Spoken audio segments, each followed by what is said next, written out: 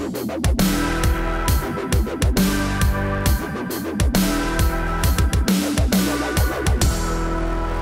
that beer company is looking for a new candidate for the most interesting man in the world, I'd like to nominate FBI Director James Comey. I'm Scott Ott with Bill Whittle and Stephen Green, and this is Right Angle, brought to you by the members at BillWhittle.com. Well, men, it seems like only yesterday that James Comey was the man who let that felonious traitor walk, closed the book on a devastating chapter for Hillary Clinton, and gave her prospects for the presidency a much-needed boost. Hillary has hailed Comey's character ever since. But that was July. Last Friday, Comey opened the book again, telling Congress he stumbled upon 650,000 new emails that might be relevant to Clinton's case. He found the emails while skimming the cesspool of a computer that belongs to Huma Abedin's husband, Anthony Weiner, a former politician who's below reproach. Well, now Hillary Clinton is casting aspersions about the FBI director's political motives. Stephen Green. Advocates of Clinton and Trump have both claimed that Comey is a political operative for their opponent.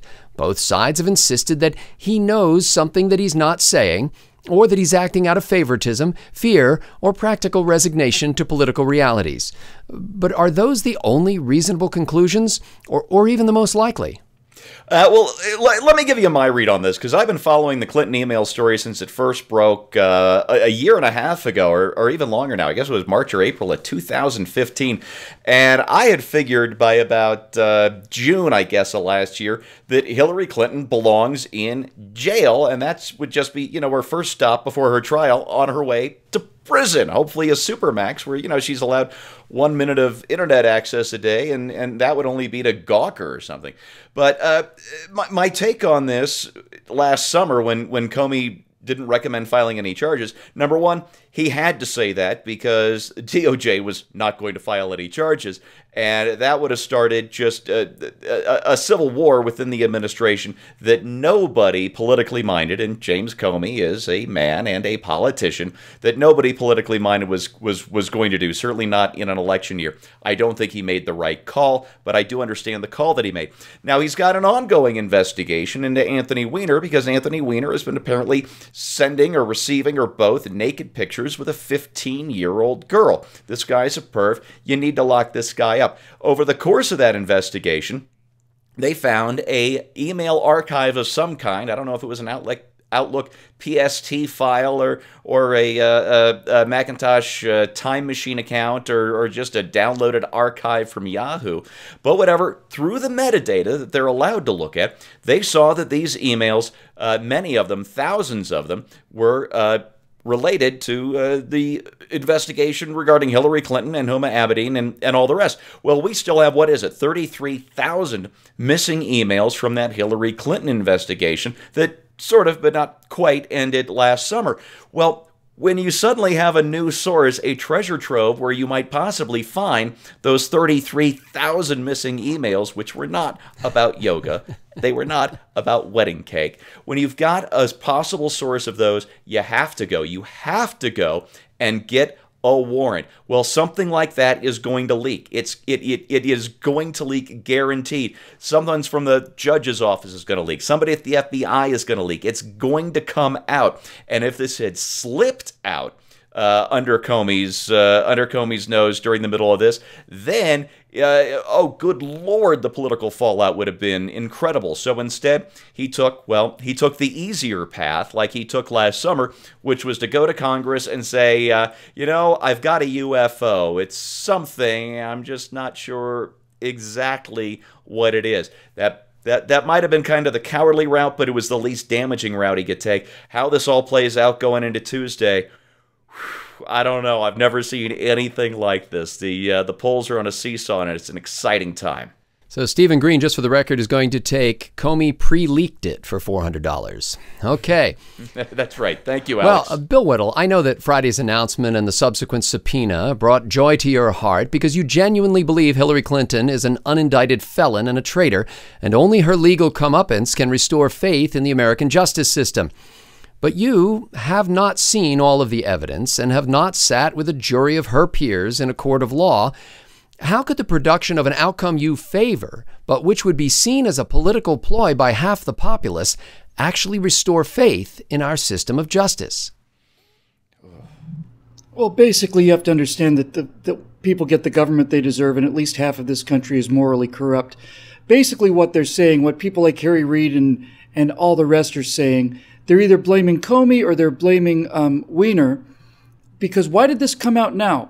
They're saying, why release it now? Why not wait until the felon is elected and can pardon herself before we actually begin to reveal to the American people some semblance of the truth that's been going on here? So in a practical sense, Comey had no choice. Once he understood that there were new emails related to the case, he simply had to tell them. It would be perjury if he did not. He had testified that as far as he was concerned, the investigation was closed, or at least put on inactive hold. So when new evidence comes up, if he doesn't tell Congress that there's new evidence, he's in contempt or perjuring himself or something like that, certainly. Look, I love to watch people blame this on Comey, and I love to watch people blame it on Weiner, because it just shows you the moral decrepitude of these folks who cannot understand just how corrupt Hillary Clinton is and has been for 40 years.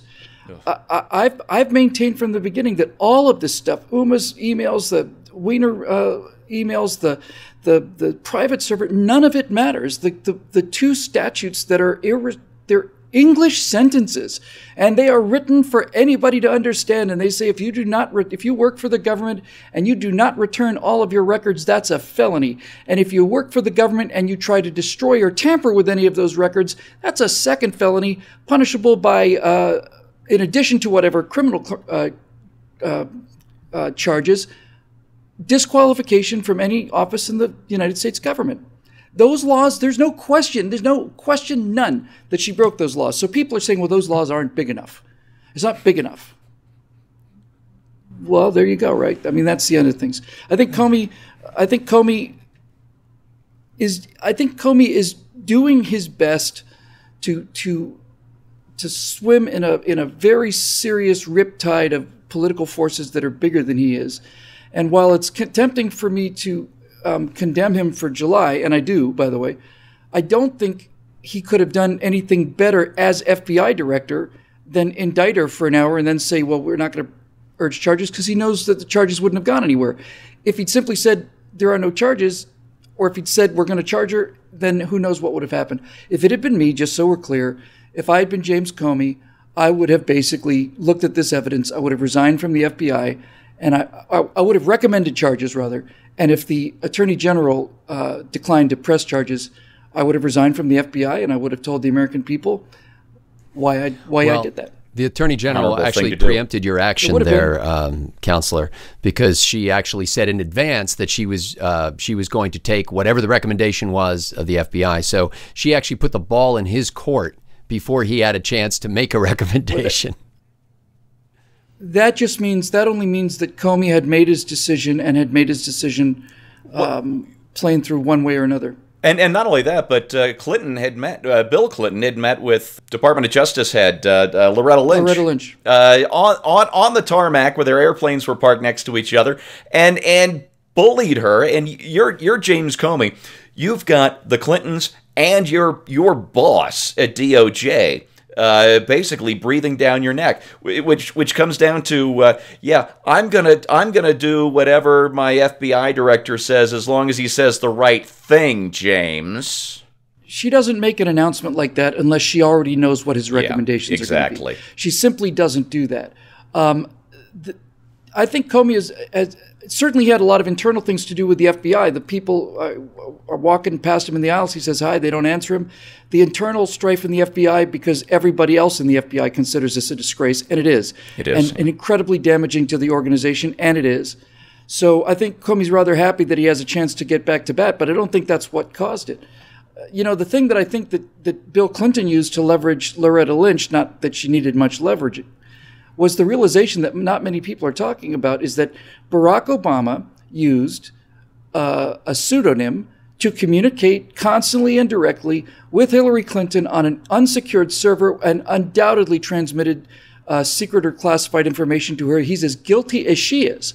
That was so I think Bill Clinton said to Loretta Lynch, look, if you're thinking about taking Hillary down, okay, Obama's coming down with us.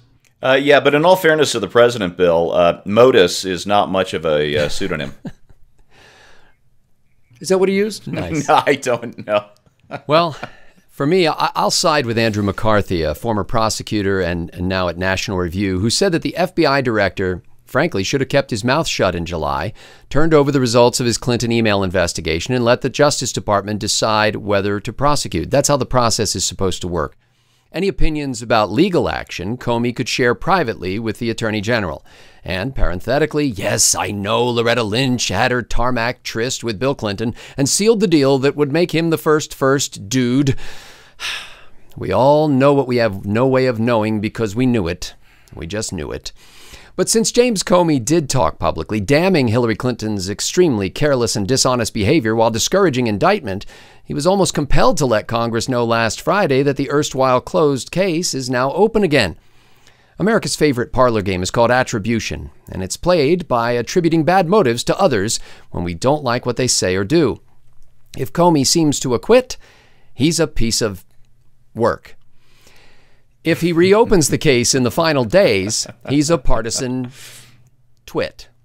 Of course, the most obvious conclusion is the least satisfying, that James Comey is a human, like you and like me, with a yearning to do the right thing and attempt to get it wrong.